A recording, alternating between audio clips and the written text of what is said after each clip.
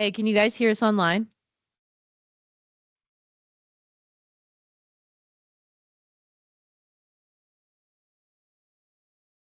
Yes. I heard that.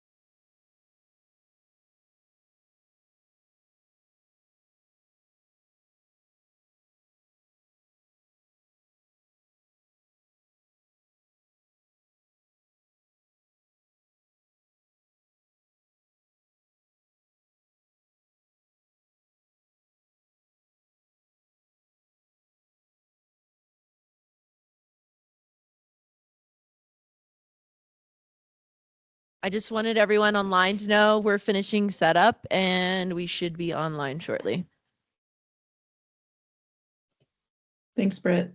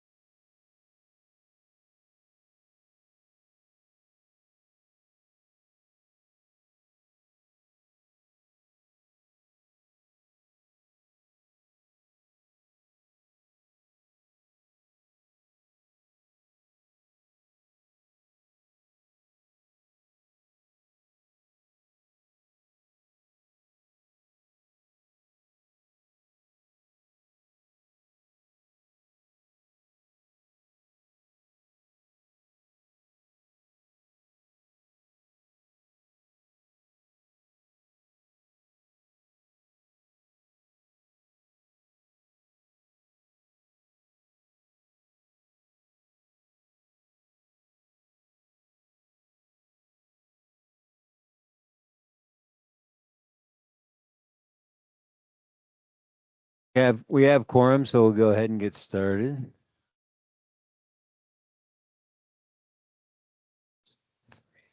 No worries. That's fine. Problem. So everyone, welcome to our regular meeting. Thanks for your patience. We had an executive session earlier. Our regular meeting of the Board of Trustees, Tuesday, October 21st. Want to call the meeting to order. Britt, can we get here? Wait a sec. Is Macy online? Who's I'll do. Oh, are you online? Yeah, Macy? I am. Oh, sorry. Macy, do you mind I taking don't the know roll? who's in the room in terms of I'll- attendance, so if I'll I can tell- get a hand with that. I'll tell you. Yeah, it's Great. Tierney, Luke, and myself are in the room, and Nicole's online. And we are the 4 trustees of it present. Got it. Thank you so much. So it's 7:18 p.m. Mayor Billy, I'm here. Mayor Pro Tem Sterling, Here. Trustee Maris, Here, sorry. no problem, Trustee Miller. Here. Thank you.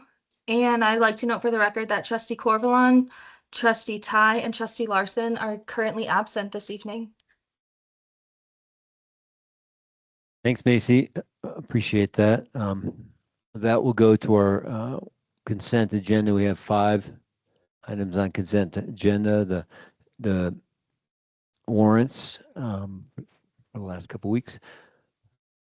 The minutes from the special meeting and the regular meeting on October 7th, and the minutes from the special meeting on October 14th, and then the Dr. Cog grant application. And Cass is online if there's any questions on the grant application, and Macy's online for minutes. Rita's here for warrants. Any questions?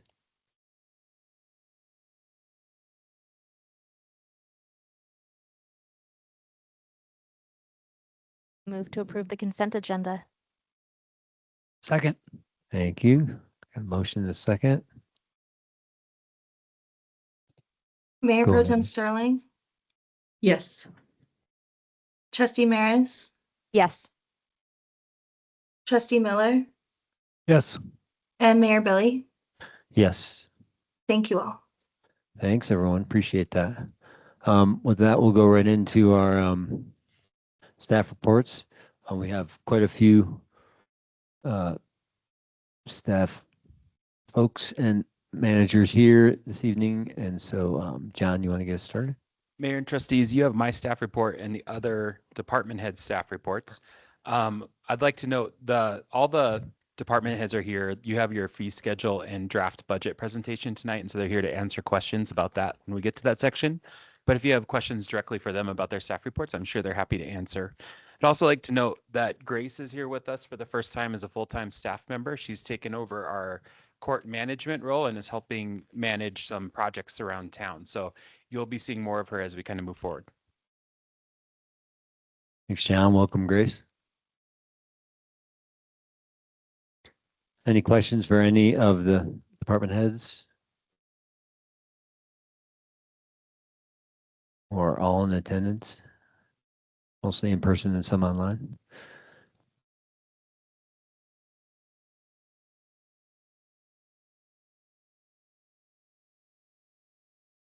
Great. Awesome reports. Appreciate it. With that, we will go to trustee reports. Looks like we'll all be giving verbal reports to those of us who are here. I have nothing really to report from any outside liaisons, just working on conversations with Big Springs Egress with different agencies involved. And just had a lot going on here over the last couple of weeks, because we're not saying. We had a NEPADAC meeting, the EcoPass board meeting a couple weeks ago. Nothing too crazy to report, but we've been looking at the multimodal plan to figure out what projects we could use our extra funding to kind of help fund. Tom Mahold came up with a great idea too of going through the budget and seeing if there's some transit related stuff in the budget that we could use our funds for as well. So I was just talking to Rita and John about that, and we'll bring some ideas back to the NEPA DAC board at our next meeting in a couple weeks. Thank you. Appreciate it. How often does that meet? Once a month. Okay, great, thanks. Okay. Oh, sorry. Nicole, Luke is chewing. Do you have anything to report? We had our Dr. Cog meeting last week. Everyone sends condolences for the fire, so that was really amazing. Nothing really pertaining to Nederland in that meeting. There was a lot of transportation things. The one thing that they are working on and getting that does affect our region is the Colorado Mountain Rail project. And so that is moving forward. They finished a majority of public meetings. They're now working on those contracts. And that rail will go from down in Denver up to Hayden, Colorado. And so it'll kind of pass through the kind of the southern part of, or through Gilpin County. But yeah, so that is moving forward. Great. Thanks, Nicole. Luke? Yeah, I think probably a lot of this will be covered in Nikki's staff report as well, but just wanted to kind of follow up with some ProSab stuff. We've been talking a lot about the rink and how we can best support the rink being open as much as possible this winter. There was talks of trying to rent a chiller and can we get a sunshade? And so we've been doing a lot of research like amongst ProSab members plus some community members, and Nikki's been doing a lot. John's been doing a lot. There's been a lot of effort going towards how do we get the most out of the rink. And so we might be bringing some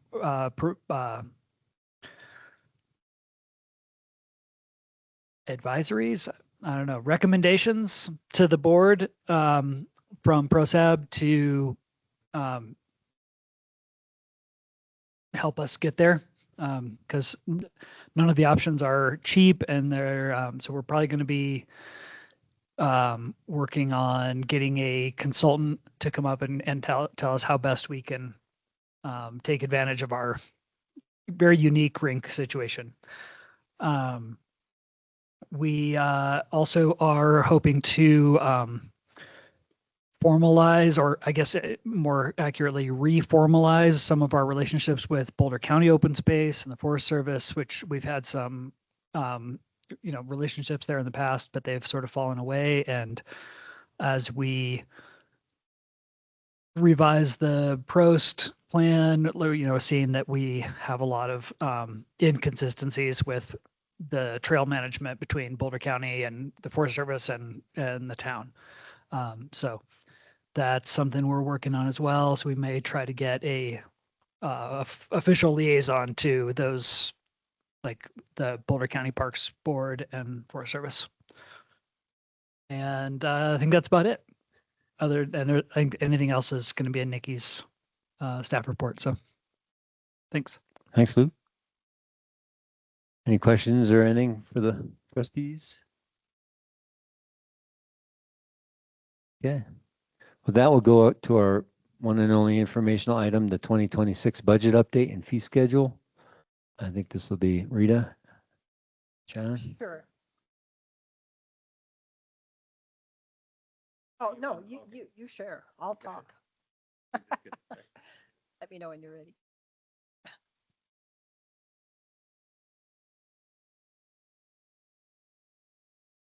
Good evening, Mayor, trustees, members of the public. During tonight's presentation, we'll touch base on all the funds, including the NDDA's budget. We'll talk about the main revenue sources for the general fund, as well as the different types of funds the town has. Next.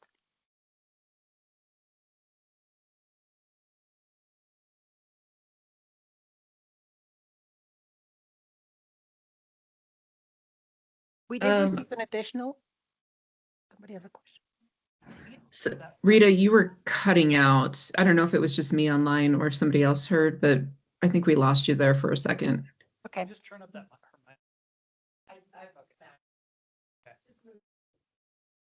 Okay. You gotta hear yourself echo. Really? Oh, I hear myself. Okay. Yeah, that's So- much better. All Thank right. you. For the sales tax revenue, we did receive an additional sales tax payment since our last budget presentation on September 16th. So the 233,000 listed under August of 2025 was received in October. Looking at this chart, we are trending slightly higher this year when comparing actuals received through August of last year. Slide.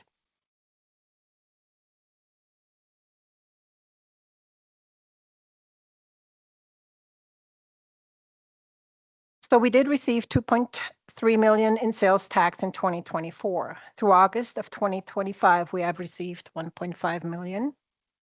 That is a minor increase of 2,300 when compared to last year's sales tax collected through August. Staff was going to recommend budgeting at the same level as in 2025, but that was prior to the fire.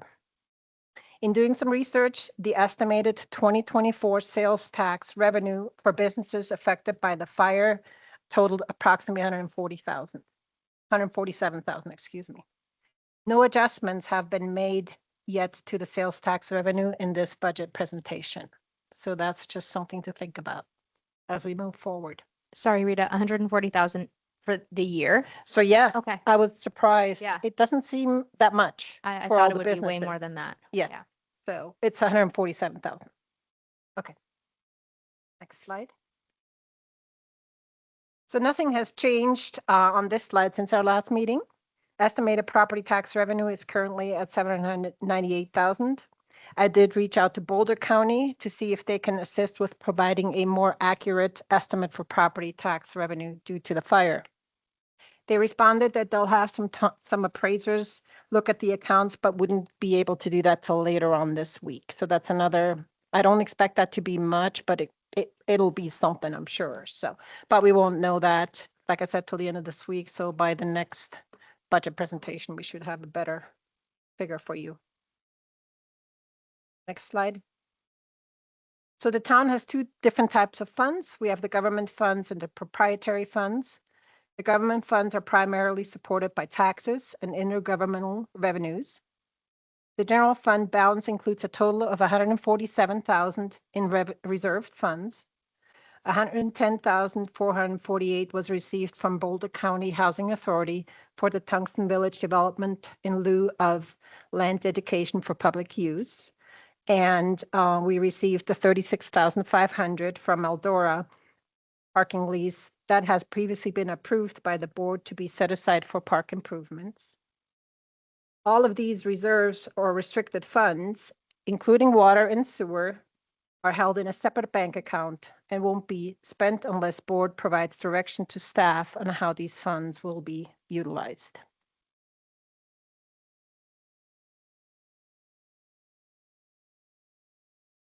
The town of Nederland maintains two proprietary funds, the water and the sewer fund, which are operated similar to a private business. These funds are primarily financed through user fees, PIF fees, and other service charges, and they're intended to be self-sustaining. The sewer fund's net position or fund balance includes 148,000 in reserves, and the water fund's net position includes 553,000 in reserves, which are to be used for infrastructure improvements and expansion. Now to our favorite.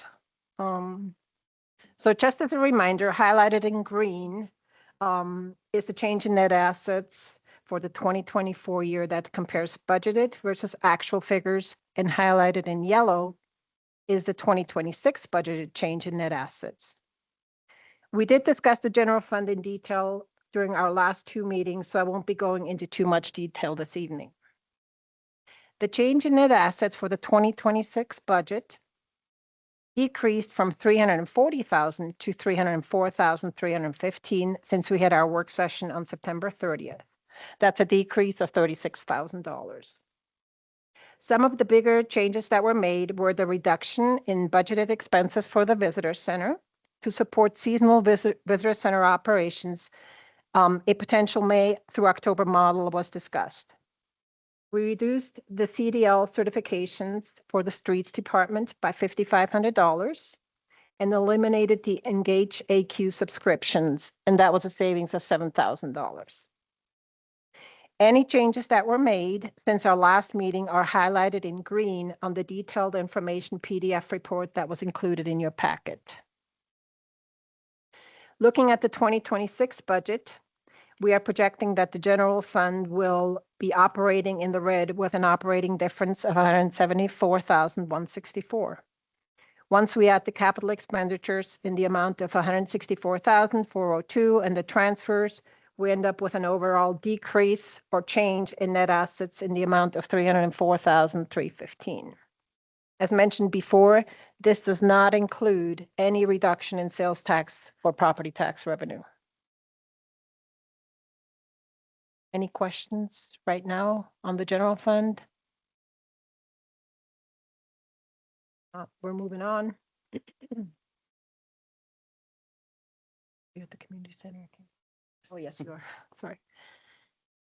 The community center fund is in a great financial position. Looking at the 2026 budget year, the community center is once again operating in the black, and we're projecting an increase to the fund balance in the amount of $69,516.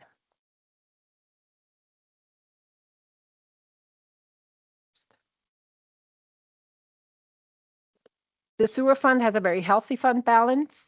Looking at the 2026 operating budget, the sewer fund is operating in the black. Revenue minus expenditures equals $118,618.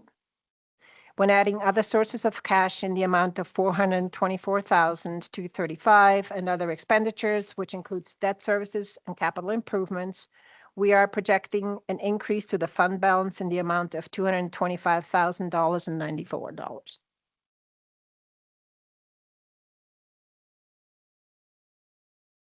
The water fund also has a very healthy fund balance.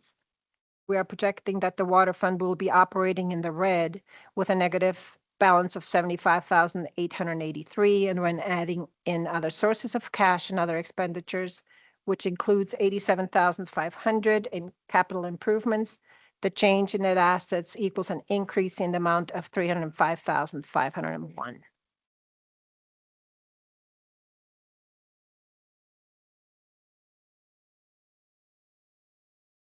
There are no changes to the streets fund slides since our previous meeting. For 2026, we are currently budgeting to spend $217,201, which will decrease the fund balance by $75,201, leaving a fund ending balance of $3,177. If sales tax revenue, however, is being decreased due to the fire, we most likely will need to adjust these expenses in the streets fund, because that is supported obviously by sales tax only. There are also no changes to the Parks Fund. We are estimating that the 5% marijuana retail sales tax will earn $60,000 of revenue in 2026. The projected increase of $10,000 is based on actual amounts collected in 2024, which was $61,945, and we have collected $50,250 already as of September 30th, which is more than what our year-to-date projected revenue is for 2025. We are budgeting the same amount in expenditures for 2026 as we did in 2025.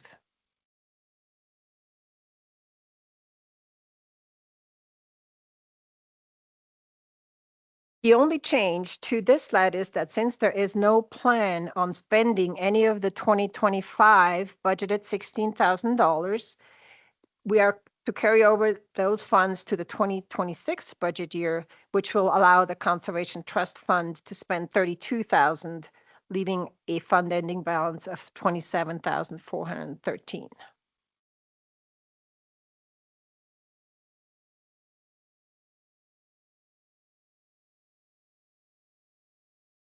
The Health and Human Services Fund is funded through the lodging occupation tax revenue, which is allocated in the general fund. There was a small change on this slide per request from Trustee Larson. We added the 1,934 fund ending balance to the expenditures in 2026. The board approves appropriations yearly, and those funds get transferred from the general fund to the Health and Human Services Fund. Currently, that split is at 49% and 51% for 2026. That is the same as it was in 2025, whereby 51% are allocated to the Health and Human Services Fund.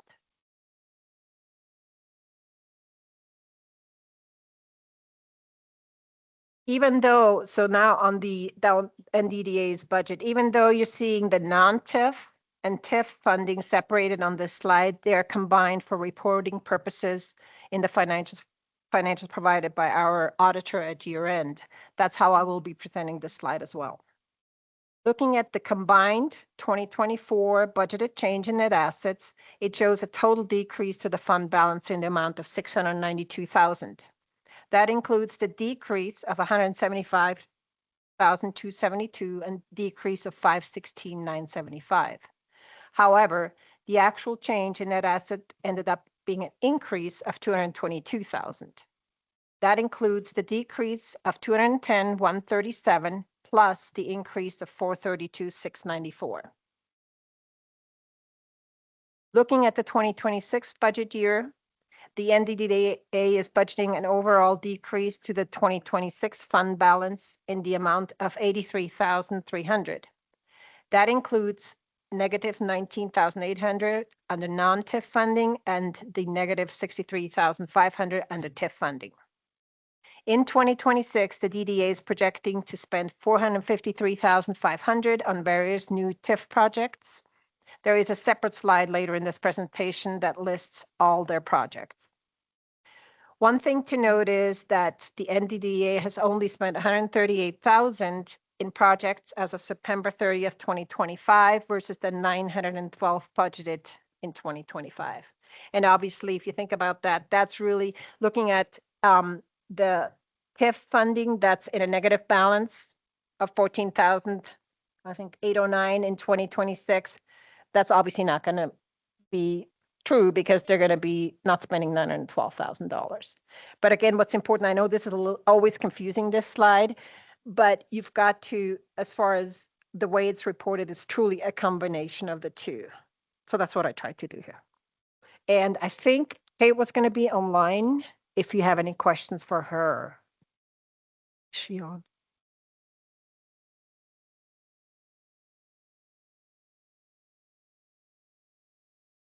But anyway, maybe there'll be more questions later when the CIP slides comes up for the NDDA. So is Kate on? I don't know. You have Andrew Dewar. So. Oh, okay. I'm on. Okay. Thanks, Andrew. So that is it for me. You can take over. This slide is the same as you've seen before too. It's the BCSO contract. I do want to note it is not inclusive of the co-responder, and we did have some conversation about that. We don't have enough money to fund the co-responder right now. We could reallocate ARPA dollars for that, and then we could add additional deficit for that. But that's one of the things that we need to still talk about on this budget. Capital improvement priorities within the general fund. These are the big ones right here. And really, streets in Big Springs egress have already been committed. In streets, it's mostly the loan payment we have for the water truck, the grader, and the other truck that we have. Those are done being paid in 2028. We have budgeted $50,000 for the Big Springs egress match. We anticipate 2026 being the last year of the Big Springs egress planning project. Parks has a number of needs that would need to be funded through the general fund, and they're listed here: new skidster, bathroom doors at the visitor center, the rink project, Chipeta Park Playground project, and a side-by-side. These are not currently budgeted within the current budget. We'll probably, no matter how we do this, we'll keep these as part of our capital improvement goals. And so next year, we can always look at these again if our financial situation changes. Can I add something here to the Parks Fund? Those CIP wishes anyway. Some of that could potentially, like it was talked about, the new side by side maybe being funded by the Conservation Trust Fund. And that's where we budgeted now 32,000. So that might be something we can do through the Conservation Trust Fund. And what about, I mean, the NDDA has a big chunk of unspent money.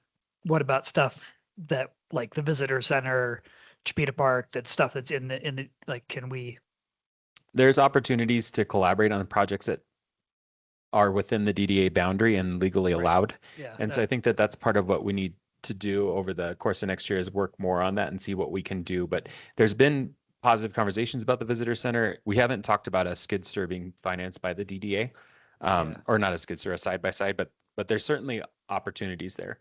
Right. Yeah. It seems like stuff, yeah. The visitor center, Chipeta, jump out, there are things that would be in their zone.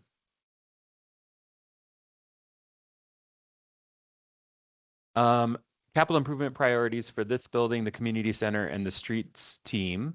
Here we have $5,000 scheduled for new fire extinguishers and $15,000 for grease trap maintenance and repair for our kitchen that we have just behind the wall here. The streets team is going to continue their culvert installation and replacement project. We have $40,000 scheduled for that. On the water and wastewater side, a couple of things. One is we need to start upgrading our SCADA system, which is the controller for our systems. And so we've got the initial upgrade happening next year, $15,000 on both the wastewater and water side. We're also scheduling $17,500 on both water and wastewater to continue our water meter replacement project. We've talked about this a couple times. We have new Badger meters that are cellular and allow us to read them remotely. And they're much better product than we had previously, and we want to continue upgrading our system. The other thing, $50,000 for distribution system improvements. These are largely on the water side and just continuing the work that we've been talking about this year with the water model and things like that. And Andrew's here tonight if you guys have questions specific about those projects.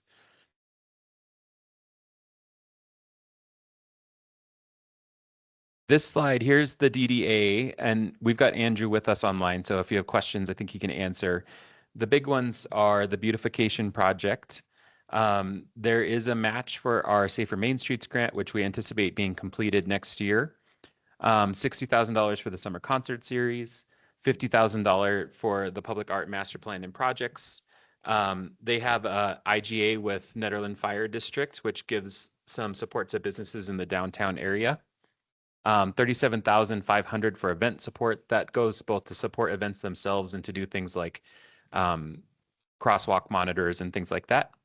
$37,500 in salary, $7,500 in payroll taxes, $30,000 for admin and TIF planning work, $20,000 for traffic safety support, and then $5,000 for their website, which they're going to be working with us on our town website and helping us pay for some of that cost.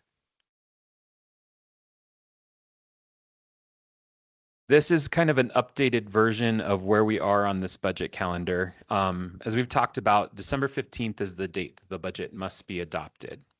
So what we're kind of working towards is an consideration of adoption on December 2nd. We'd like to have the budget hearing on November 18th. And that means that on November 5th, we'd like to present you with a final version of this presentation and budget detail. I think we're relatively close to that. We have a couple of questions left for you, mostly the things we discussed cutting last time at our last meeting. We haven't actually, the ones we didn't get direction on, we still need to talk about a little bit.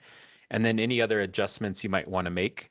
I'd like to make sure we're good on how we want to handle the co-responder spending. And then the other thing that you'll hear tonight as a part of this presentation is our fee schedule. So just looking at that, which is adopted as part of that budget hearing. You also have a couple of decisions about health and human services. And then we've talked about some opportunities that I think Rita and I can talk about just about other things we might do to further finalize this budget based on your direction. So I wanted to just finish this up with, as far as the budget goes, and I said this last time as well. When combining all of the funds changing net assets, excluding the NDDA, of course, the town does show an overall increase of 199,000, even though the general fund is looking at a deficit of 304,000. I just wanted to put that out there. I think that's important to know. Okay, that is important. Yes. And then ARPA funds, just so everybody knows, I'm estimating that we'll have 107,000 left by the end of this year in ARPA funds. And that's where the discussion, we'll have to decide how we want to allocate that. Yeah. Did you want to? Yeah, is it all right if we talk about that with you briefly here? So one of the things with ARPA funds, you had originally, the way ARPA works is you had to define buckets of spending. And so originally there was a housing bucket for spending, there was a broadband bucket, a nonprofit support bucket, and what was the? Oh yeah, well, and then the co-responder, which was reallocated last year from some of that housing money to pay for that co-responder piece, which is allowed under ARPA. All of those buckets needed to be created by the end of last year. So we're kind of stuck with the buckets we have. Rita did some outreach this week to see if we could use it for emergency support, which we can, but it's a very, very complicated process and not a great one to go through during a government shutdown, I think. And so I think we're best served by keeping our buckets the same right at this moment. But there are some opportunities there that we should talk about. The first one is the nonprofit support.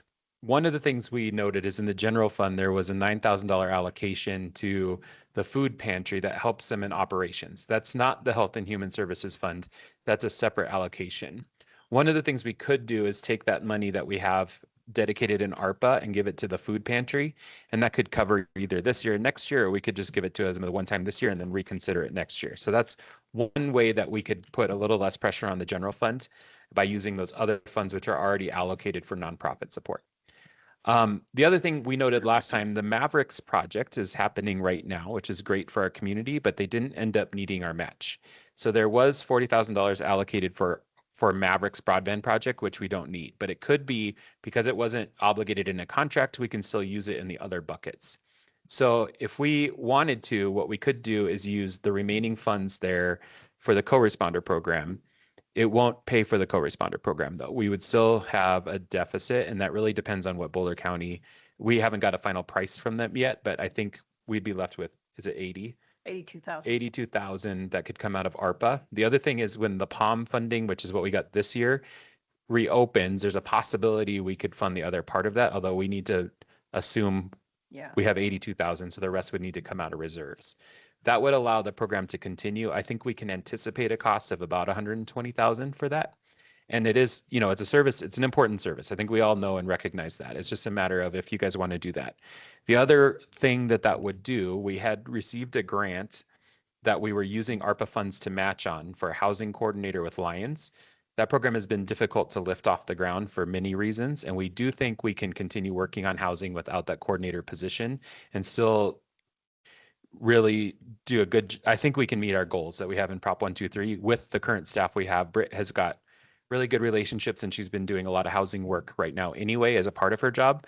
So we can probably think about, we could reallocate the funding that we have for that match the same way I'm talking about with the broadband money, which would basically give us that $80,000 that we could put towards the co-responder. So then at most we're probably paying, and again, it's dependent upon what they say, but we're probably looking at like a $40,000 to $50,000 remainder that would have to be made up through reserves.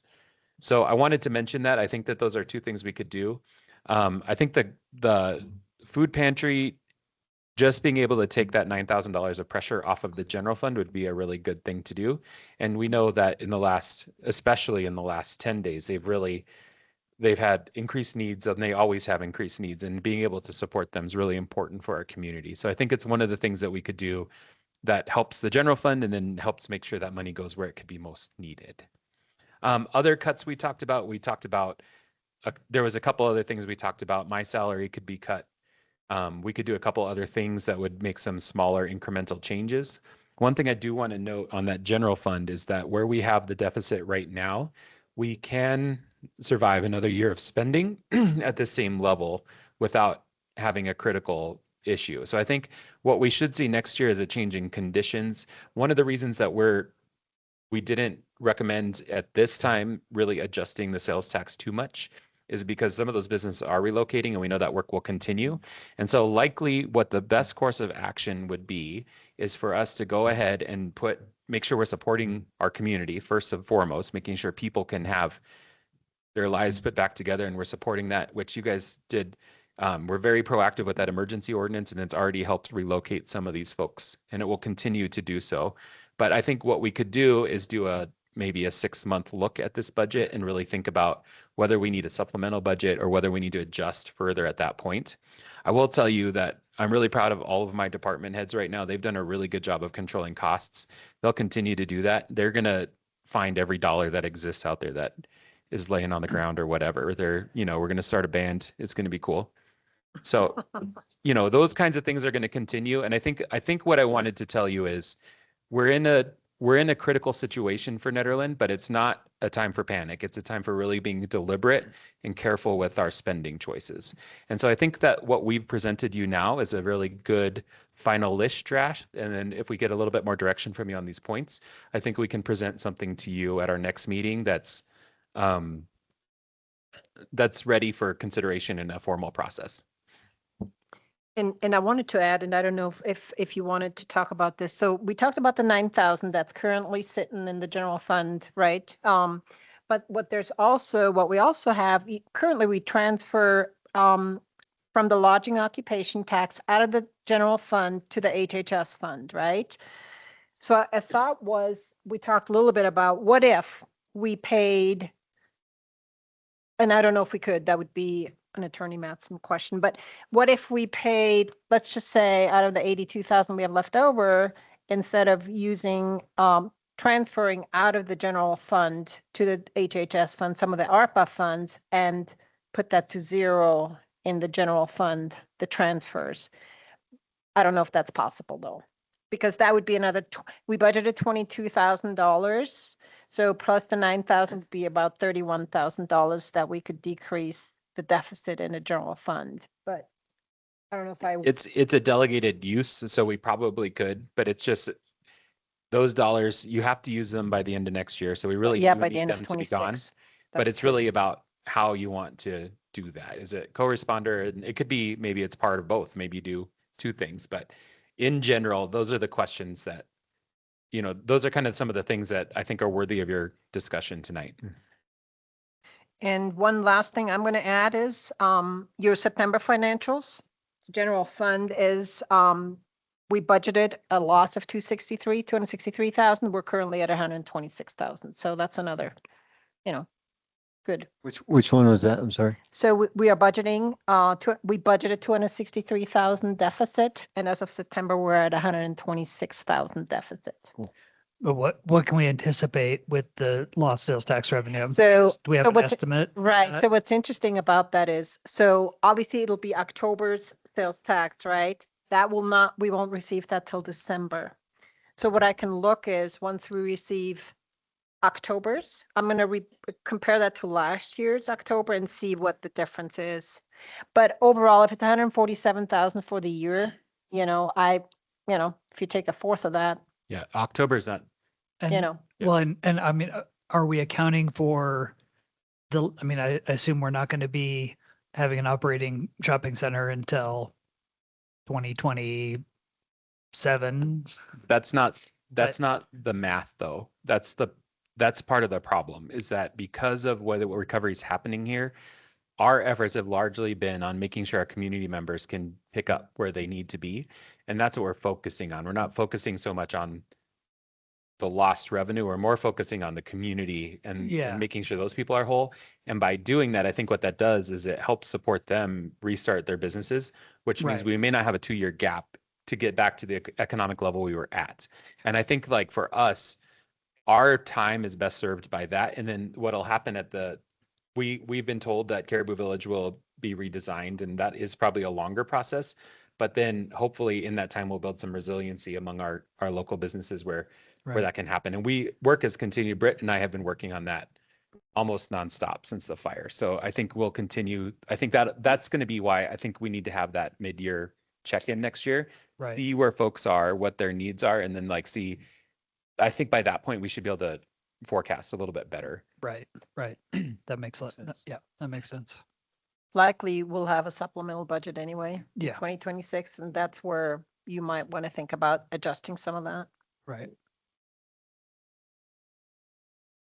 Sean, I'm sorry, can you just clarify for me where in the budget are these ARPA funds? Like, where am I looking? So you do not have them. Are they in your detail? They are in the detail. Okay, It's called ARPA funds, so it's 107,000 in and 107,000 out. So as far as the budget goes, it doesn't matter. It's an in and an out, okay. right? We just need to decide how are we going to allocate those funds. Yeah. So it's not going to change your balance at all. Those were, and those, just to make sure for the public too, those are funds we got during COVID. Right. And they had to be allocated for either, you had two possibilities. One was you could determine your revenue loss due to the pandemic, or you could put them into certain buckets that they had identified, such as infrastructure, public safety, things like that, that you could use. And Nederland took the latter path. And so those buckets are where we're allowed to use the funding instead of revenue replacement, which would have made it, what we had tried to do this week was try to use them for revenue replacement. And that was where we run into an issue, is just that we hadn't designated them that way. And Tierney, if you're trying to search for them, you have to search for American Rescue Plan Act and not ARPA. Yeah, yeah. Yeah.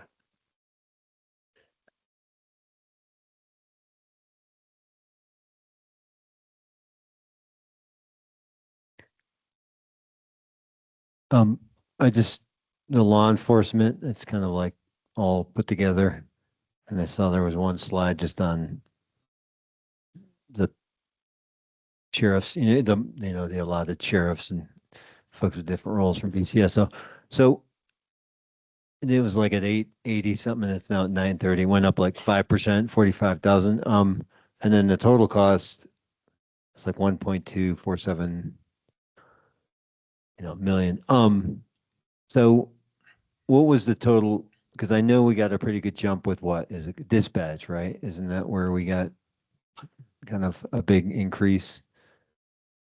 Right, which It we have wasn't to huge. pay every. It ended up not being huge. No, there is some concern that Longmont may go into Weld County dispatch, and that would probably be a cost that needs to be shared across the other Boulder communities, but that hasn't happened yet. And I think Sergeant Mendez may be online, and I don't think there's anything like serious about that, but I can't really see that far. I'm sorry. Okay. Yeah, as far as I'm aware, there's no word on that potentially happening, but nothing confirmed. Okay. We did talk to Chief Olkers, who joined you last time, and he said, they have a union that helps make sure that they're taking care of their deputies. And I think that what we know, and Sergeant Mendez, if I'm wrong, just tell me again, but I think what we can expect moving forward is he helped do some forecasting just based on their contract.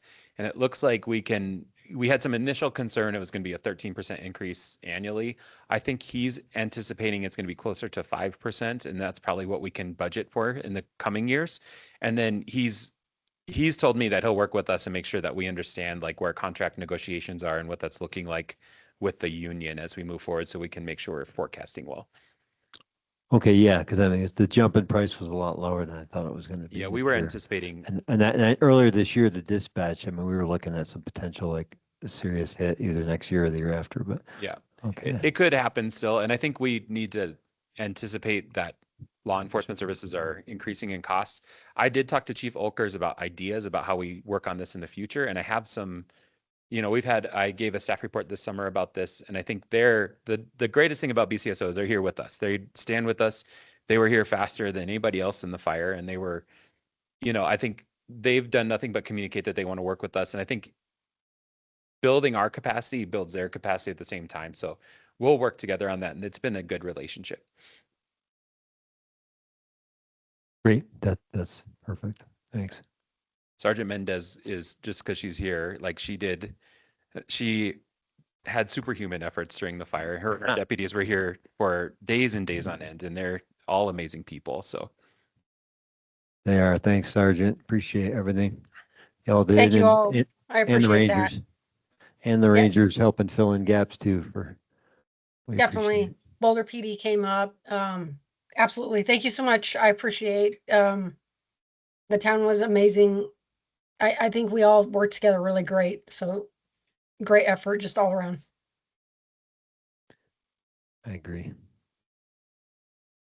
Any other questions, comments for any of the department heads or for Rita or John?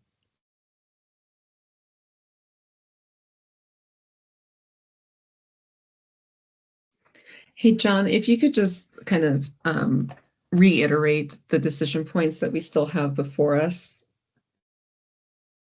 I think that we what need to decide. the really helpful ones would be how you might want to allocate those ARPA dollars or any direction that would help us finalize that decision making. And again, that's the nonprofit support, and then potentially co-responder and food pantry support, which would help us and just, taking some pressure off the general fund. So that's the first one. One of the things we talked about was my salary too. I do not need a raise. I think you guys could take that off of there. We could talk more about that too, like on my salary things in general. What was the other?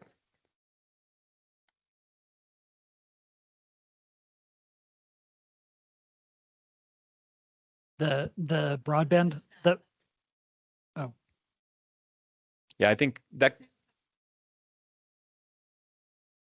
Yeah. And then if there's anything else in the detail you saw that you have thoughts about how we might, and again, like some of these things, like working with the DEA might take a little bit of time. And so we can always do a supplemental budget that could change the picture if we get a really good positive agreement with someone. But anything else that you might like to cut, I think is a really helpful thing at this point in that detail. And I know looking at that detail is really difficult, but that's kind of what we're looking for now, is trying to get to a final version that we can show you on our next meeting, which is the 5th. Remember, because we have election day on the 4th. Okay, got it. Thanks. And then just to clarify, because you were talking about the 3 buckets, but when we're talking about that $107,000, we can use it just basically 107,000. There aren't 3 buckets divided among that 107,000. We can use that 107,000 as long as they go towards the 3 buckets identified: housing, etc. Correct. Okay. And then my next question is regarding the NDDA budget. I do know that we have an outstanding bylaws and agreement that we're trying to work toward with them. And if I remember correctly, there were some things and some provisions in there based off budget. Do we have an understanding as to when we're going to see those bylaws come back? Yeah, you should have seen it at this meeting and it got derailed by the fire, but I have a final version from them and you should be able to see them at your next meeting. Okay. And then I guess there would be a question for, Andrew, who's, I think you're still online, is where is it budgeted for the downtown infrastructure?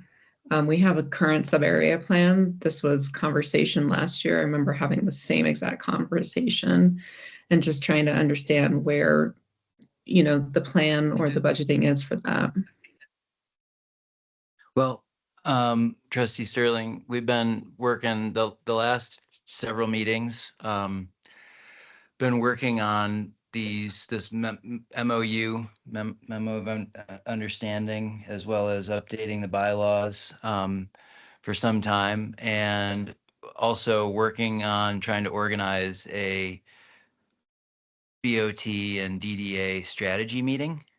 I think, speaking for myself as an individual of the DDA, certainly investing in infrastructure is a priority. Just not necessarily having a clear, we've had a bunch of turnover on the DDA. I don't say a bunch, but a fair amount of turnover, and kind of the DDA is seeking some members right now. But throughout this year, I feel like we, as a DDA, and the spirit of alignment to work with the BOT is there. We just need to make time to meet and say, hey, what are the priorities? Where can we leverage DDA funds to help the district? So I think, you know, we're eager and ready to sit down, and there's been some procedural stuff that we've needed to take care of. But as far as this current budget, you know, that a big part of that beautification number is funds set aside or pretty much directed to town staff for helping Nikki. And there was talk of, you know, what could be certain things. And I realize it's not big infrastructure, but I don't, off the top of my head, I don't know if there's a shovel-ready big infrastructure project that town could say, let's write the check out for this company because they're going to do this, this, and this. So that's, you know, we'd like to, I think all the current members that I know would enjoy a strategy meeting and to talk about priorities, because I think we're in alignment. Okay, thanks. Thanks, Andrew. Yep, you're welcome. So trustee Maris, what I wanted to say is what might be helpful, that CIP for streets, that is the one that is out of the general fund. Those items listed on that might be helpful for you to bring before that, whatever, MPEC.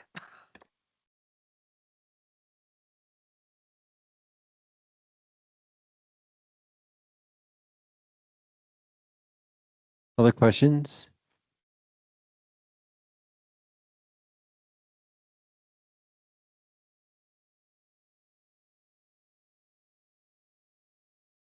If not, thank you, everyone. Appreciate all your work on this. And Do we have to give some guidance about those questions? let Yes, me please. see where we're at. Yeah, One thank you. last, what was the broadband funds was 40,000? Yeah, and that was just for match. And I think that project changed over time. They got more. Yeah. I think it was money. Mostly, they have more money than originally anticipated, and it's working across 3 counties. So it's the project here, the project in Gilpin, and then Clear Creek. So ultimately, I think it was just anticipated and held for that. Yeah. But I think we're achieving the goal Yeah. anyway. So So just off the top of my head, so we've got the ARPA funds, the excess balance in the general fund, and the broadband fund. What else do we have that we're sort of like trying to figure out how to? I can I walk like you through it. the questions just to make it Yeah, easy. exactly. So Thank you. question 1 would be, I'm going to start with the ARPA funds, and there's a couple of questions. So in ARPA, one of the questions is the nonprofit support. We have $24,000 for nonprofit support. Would the board like to, we could use that money, we could give it to the food pantry, you could do something else with it, but we do need to allocate those funds. What I think we are recommending is it might be good to use that in lieu of the funding that we have in the general fund for the food pantry this year, or potentially this year, next year, or however you wanted to arrange that. So that would be one question. The second question would be, and this is kind of a either or and question in a way, because if you wanted to use those nonprofit support funds, we could probably allocate those and the remainder of the funds for a co-responder, or you could do the nonprofit funds for the food pantry or whatever. And then the remainder of those funds could go to the co-responder or another use within those buckets if you wanted to. We could continue with the housing coordinator, trying to fund that with Lions and holding that match for that, or potentially just allocating that, knowing that we want that co-responder funding program for at least 1 more year, knowing that we have that gap to make up.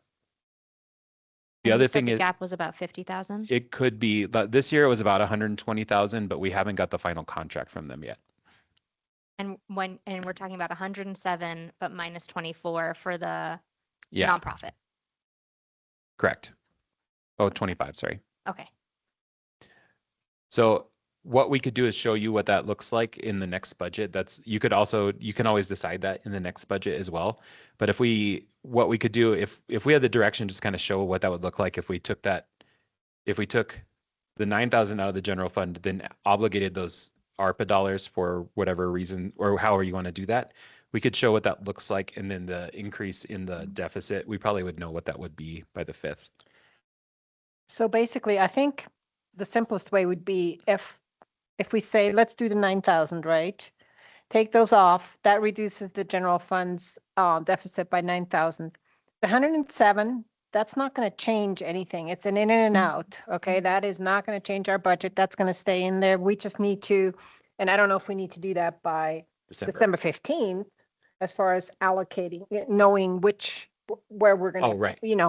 we have time there, but it just, we need direction because we're going to have to start obviously paying Yeah. those funds out. Really, it'll be whatever the extra is if we do co-responder, whatever that is that hits the general fund, we need to determine Oh, that. absolutely, yes. So if we were to go the corresponder way, like John said, we'd probably need another 40,000, or we only fund them for 8 months. I mean, I don't know how that would work.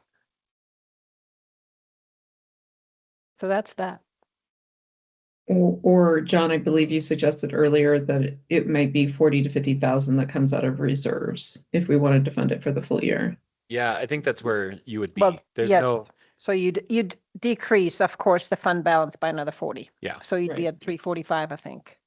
And if Boulder County were to come through, or Boulder County Sheriff were to come through it with some partial support for that position, we could reimburse ourselves, or not likely. That would be nice. but- It could possibly happen. And this is where I say we are in a state of flux right now. Like this budget could change. Next year is going to be an instrumental year in Nederland. There's a lot of really big things happening. And I think that's why I think we really need to have a mid-year check-in more so than we did that this year, but more, and making sure that we're making adjustments as needed.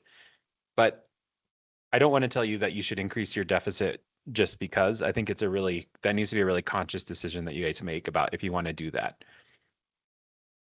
We've gotten it to the level, I told you last time, one of the things that they say, there's a thing called GFOA, which is the Government Finance Association. And like one of the rules of thumb is a structural deficit should be at or under 5% if possible. And you want to obviously get rid of it as fast as possible, but that's kind of like what our goal should be.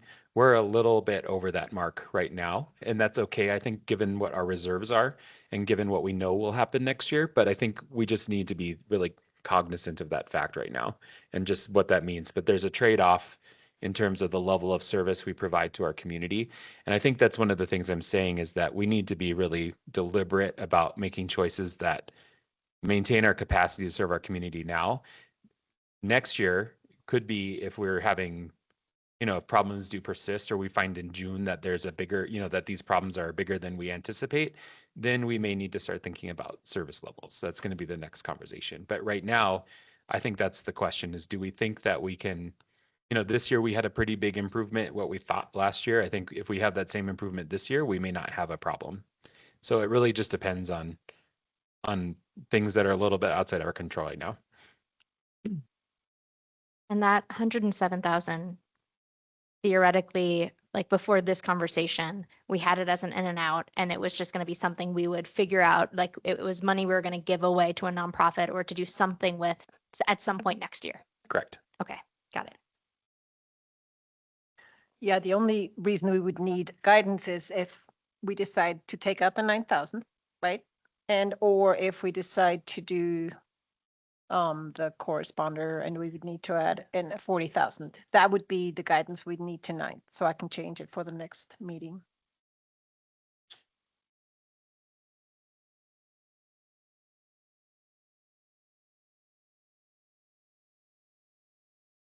I'm in favor of getting some of this to the Health and Human Services budget and funding the co-responder position. What you'd probably, if you want to do that, here's the question. So the 25,000 we have for the nonprofit support, that could be given to Health and Human Services. And I think there's a representative from the food pantry here right now. You could give it to Health and Human Services. Those funds they give to other folks who are experiencing hardship in our community. Right. Or it could just support the food pantry operations, which is equally important, which is what the general fund obligation does. The Health and Human Services Fund is what we use to help people when they're in trouble, Right. essentially. And so they're really two pieces. So what you could do is you could say 25,000 to the food pantry, that could cut, like I said, that could be 1 year or 2 years of support, however you want to do that. Or you could say 10,000 to the food pantry plus the other 15,000 goes to like make up part of the difference on the Health and Human Services Fund. Or the other option would be part of that money that you're giving to the co-responder, you bring it down so it's not 80 whatever thousand, it's a little bit less, and give a little bit more to Health and Human Services. So I'm not trying to make it overly complicated, but you have some options there. I trust you guys to juggle that. Why don't we show you something in your, if that's okay with you on the 5th, because then we'll Yeah. know what the co-responder cost is and we can give you like a little breakout. Yeah, that seems like a better idea, Yeah. especially if you have that knowledge by then.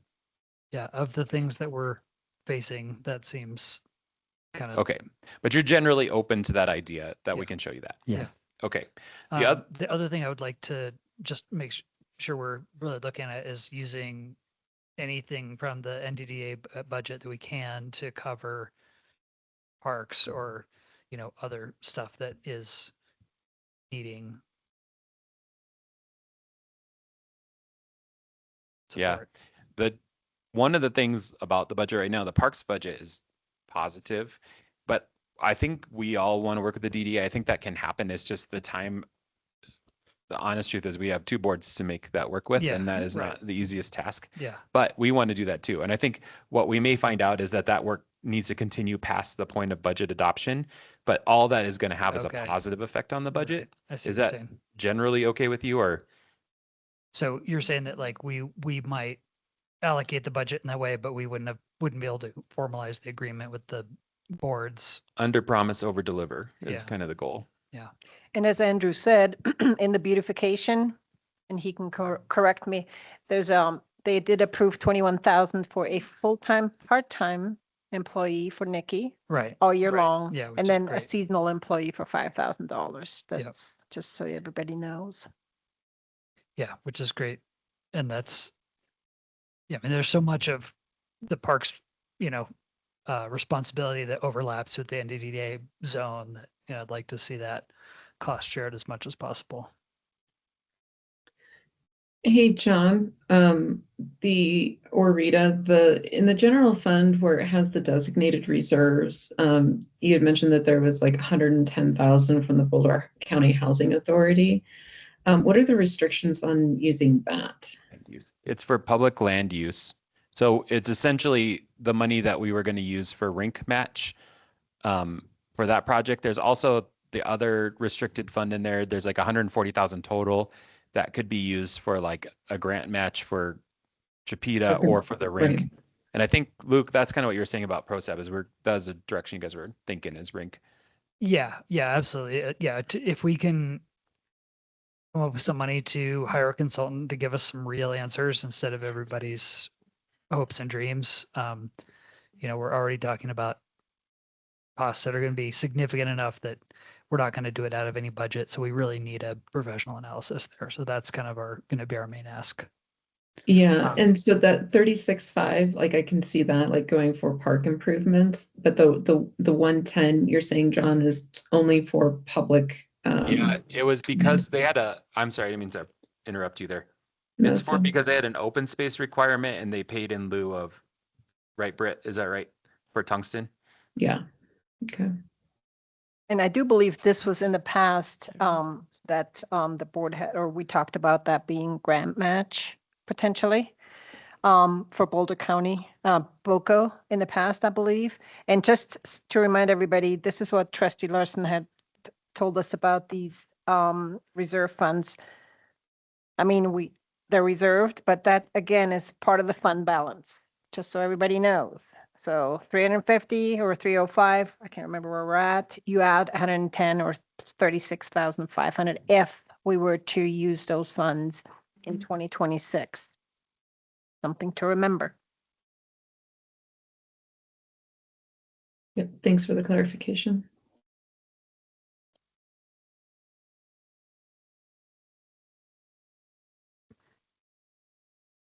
What else do you need, John? Just if you guys, we can cut deeper, but I think that's really the question. I can show you on the 5th deeper cuts if you would like. And Rita and I can, maybe it's easier if we do that, but I just want to know, there was a couple that we talked about and I would just like to know if you guys want to do those or anything like that specific. And then if not, We'll just kind of dial this in and show you a final.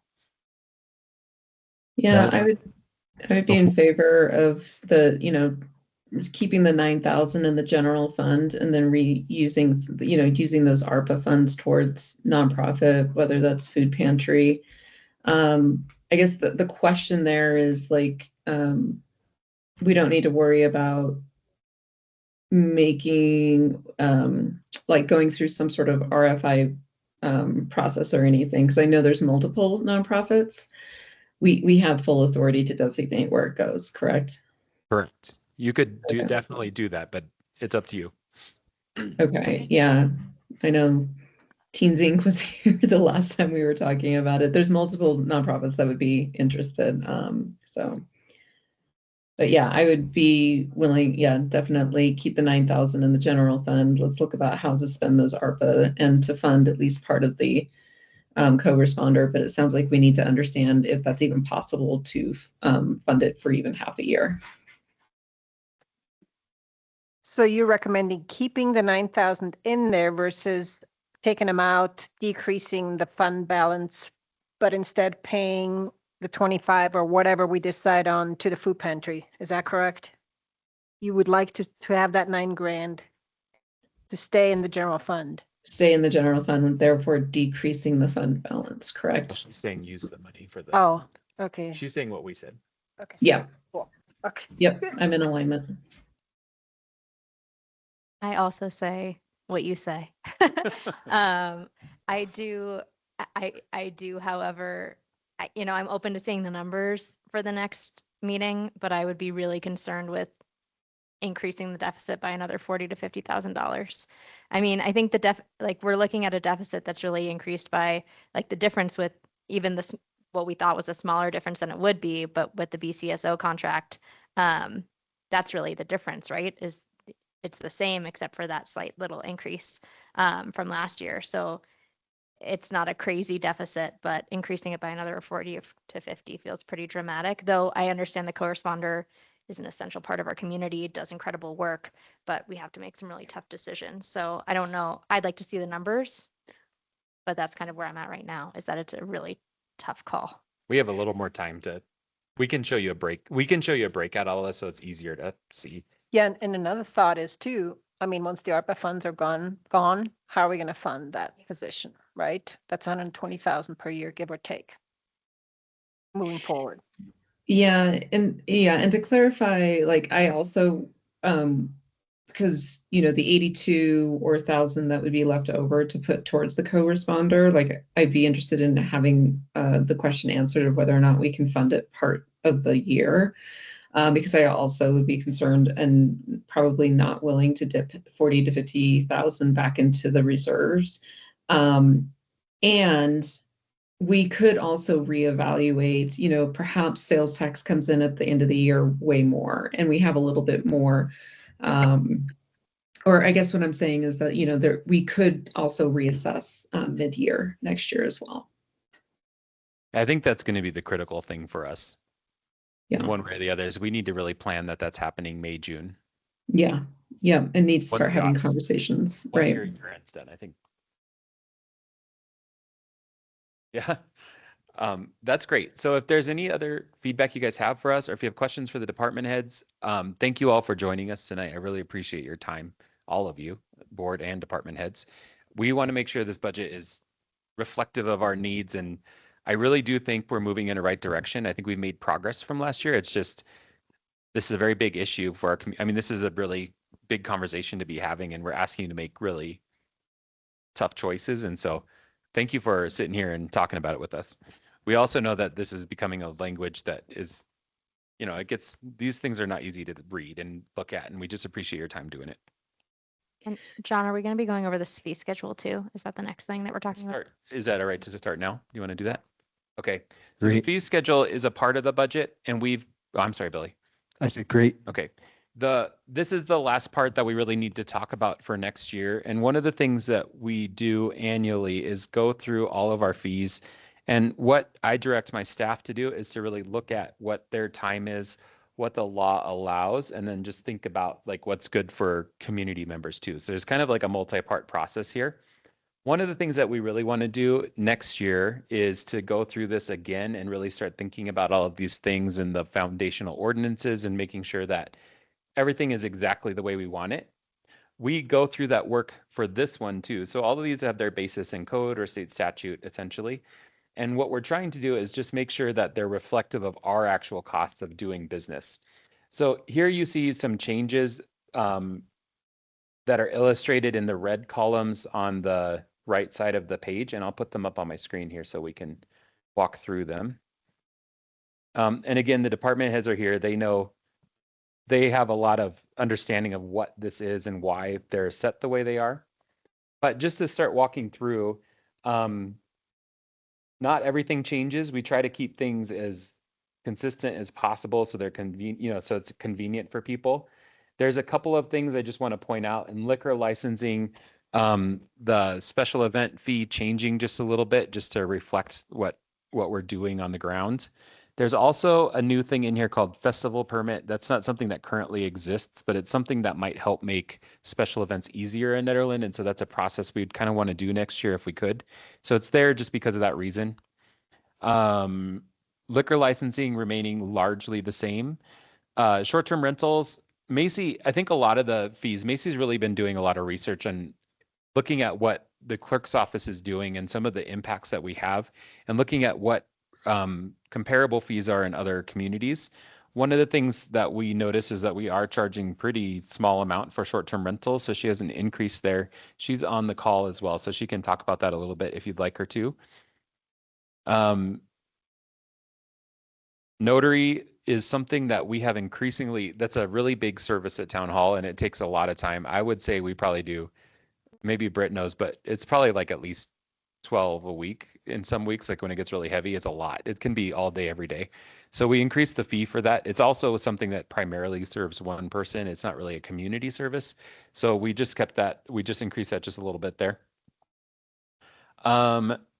Parks, one of the things we did is add a deposit for parties at Chipeta Park and the skate park. Still no fee on it, but just the deposit because we have had some issue. Oh, actually a fee and a deposit change. Yeah, it's just something it isn't always taken care of as well as we need, and that does take staff time. So just having those fees in place is helpful. Water and wastewater fees, we talked about this last time. We just put an inflationary increase on those fees that are reflected in here. So base per user for residential would increase from $15.92 to $16.40.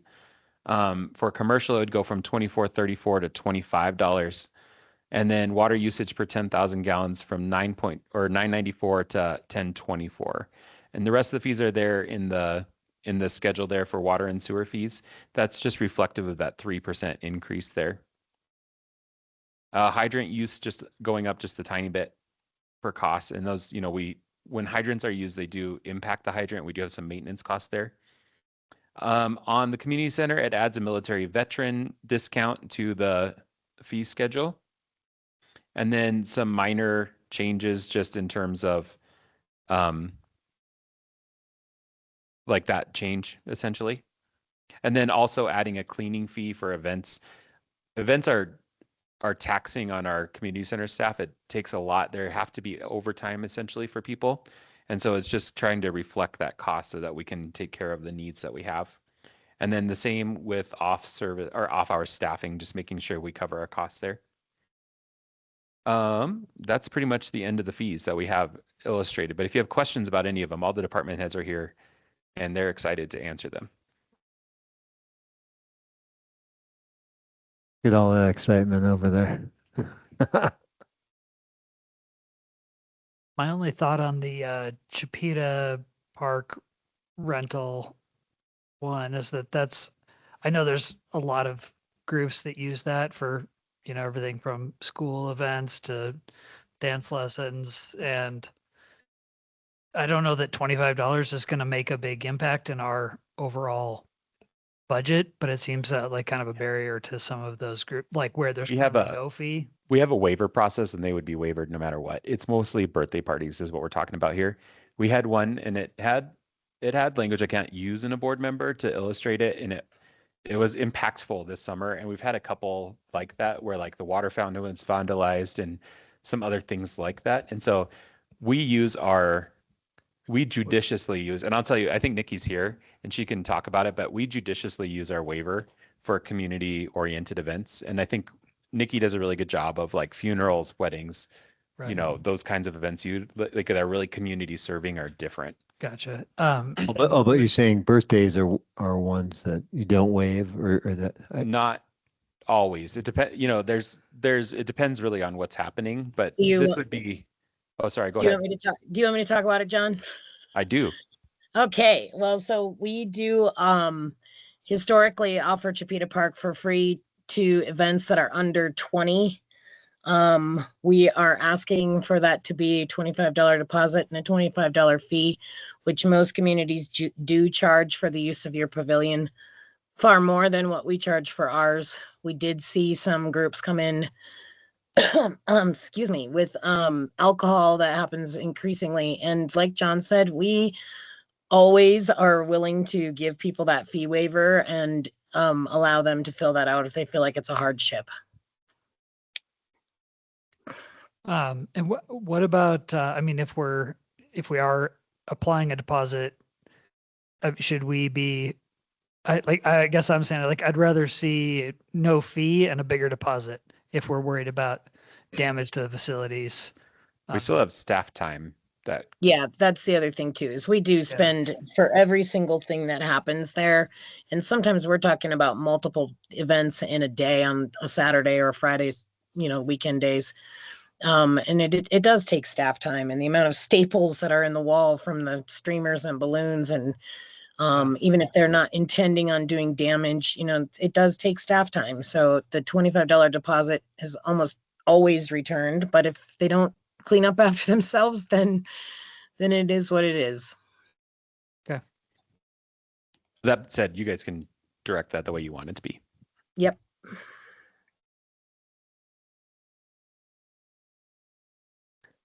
more questions on the fees? Oh, go ahead. John, the increase for the short-term rentals, obviously that's like kind of one of the bigger jumps, but my guess is that comports with a lot of what many other communities, what they charge, and probably representative of still a small percentage of what these short-term rentals make over the course of a year. Absolutely correct. Okay, yep, thanks. Some communities charge more than $2,000 for a similar process. And we had some conversation about what's appropriate. They are one of our more, they take more staff time than a lot of our other processes. And so I think it's reasonable given what we have in terms of what the nexus to the fee is for the work. And I think it still keeps it relatively affordable for our community and the way our ordinance is set up. So. John, do you or Macy, do you guys have a sense of like which places you were looking at? I'm just looking at like this could be wrong, but I'm just doing some quick research on Google, and it's looking like Boulder is 215, Broomfield is 100, and then there were some that are really expensive, like Dillon is 700, Clear Creek County is 1,000, but it seems like the kind of surrounding areas is more on par with closer to what we were charging before. Yeah, Macy's here. So I looked into Estes Park, Minturn, Leadville, Salida, Crested Butte, Ouray, Silverton, Mount Crested Butte, and Telluride, since their communities are more aligned to Nederland.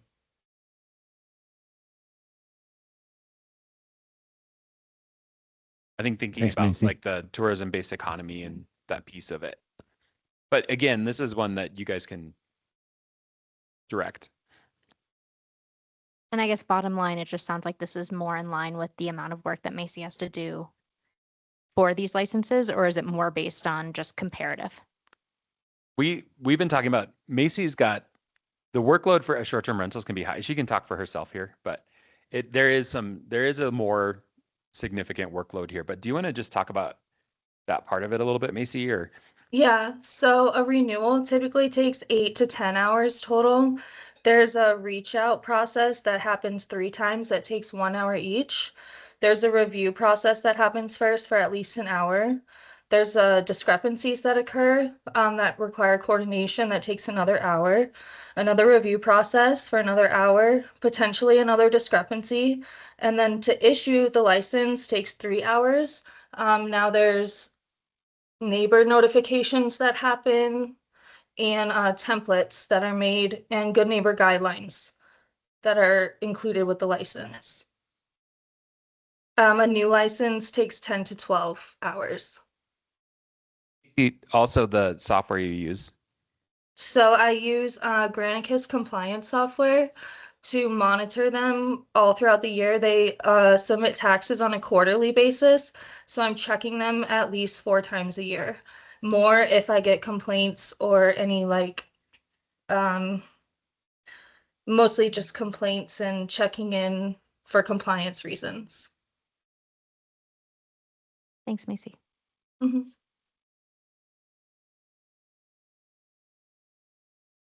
More questions?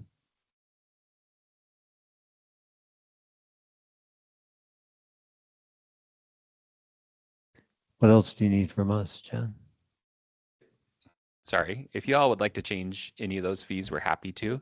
I think what we were trying to do is show you kind of what Macy just said. All of the department heads kind of went through that work. What does it take us to do this work? What is our maintenance? All those things. And we want there to be a nexus between fee and that work. That's really the critical factor with the fee in Colorado government. And so if there's things you'd like to change, we certainly do that. And if you have any direction there, we'd love to have it. I'm generally fine with the fees. Ditto. I am as well. Thank you. Just one last question about the budget. If there's anything, kind of just to say this, please reach out to me. I'm happy to meet with you one-on-one or the community. If anybody's listening and you have questions, we want to be as transparent about this as possible. We want ideas. We have a very smart and engaged community, and having ideas about what help our budget is critical. On the 5th, what the plan is to finalize these changes and show you a relatively complete budget. And we'll show you breakouts on these conversation points that we think might still exist, so you have options to choose from. So it's not me just talking at you about 14 options. And then you guys can make those choices. And then what we'll do, the next part of this process is doing a notice period for the budget that'll happen. We have, if you remember, there's 2-part process. So there's a budget hearing and then a budget adoption. And so what we've done is we've basically scheduled that around Thanksgiving so that everything on the budget should be done by the first meeting in December. That does mean that if we don't get the budget done on I think it's the 2nd, we will have to have a special meeting to meet the 15th deadline because there's not another Tuesday before the 15th. But the goal would be, that's what this last meeting for, is to make sure that we've got that budget in pretty ship shape, ready to go for your hearing for consideration. Great, thank you for that. Anything else? Great. Thanks, John. Thanks everyone for being here and being available for questions. And with that, we will go to public comment on non-agenda items. Public comment on non-agenda items. We have none here in the room. Anyone online? Public comment on a non-agenda item?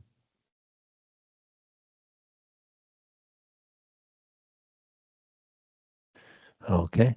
With that, we will go to other business. I have one thing. I sent the board an email yesterday, just thinking that we could put out a statement from the board as a whole, following up on the fire now that we're over a week out, almost 2 weeks now.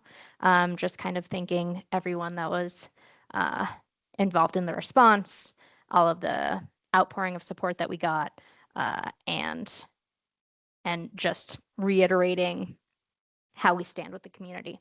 So I sent you guys some draft language.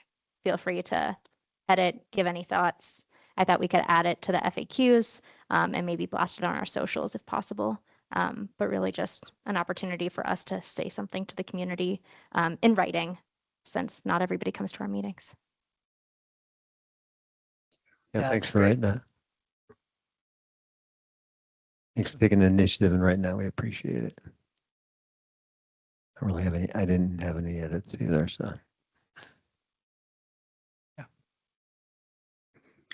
Yeah, Any other, thank, but go ahead, Nicole. yeah, thanks, Tyranny. Appreciate you having the suggestion. I really love how you look for those things on the edges that maybe we're not all paying attention to, and because there has been a lot of communication and a flurry of things happening, but I really appreciate how you look out for what's being messaged to the community. So I would hope that you continue to hold us accountable for things like that. Thank you.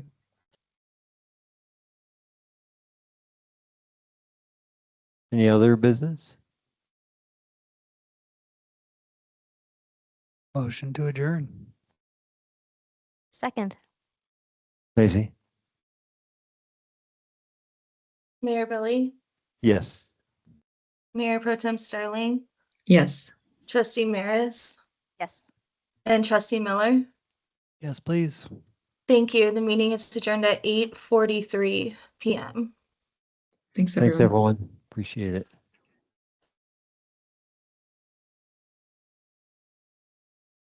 Andrew, just about to